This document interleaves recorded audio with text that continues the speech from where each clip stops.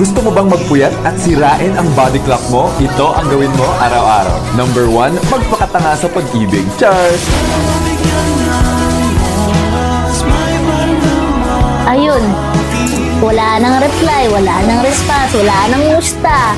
Sana man lang kinamusta ka niya hanggang sa huling hininga. Nag-aaway pa tayo nun. Mulan. Sabi ko, i-let go na lang kaya kita, baby. Kasi nahihirapan ka na eh. Heto, Tisyo, pamunas ng luha mo. Hindi ka na sana iiyak kung ako lang ang pinili mo.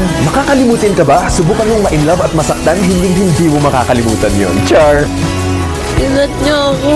Morning daw. Walang gusto morning nga. Ala! Alam mo na kasing red flag, pinili mo pa eh. Baka ako lang nag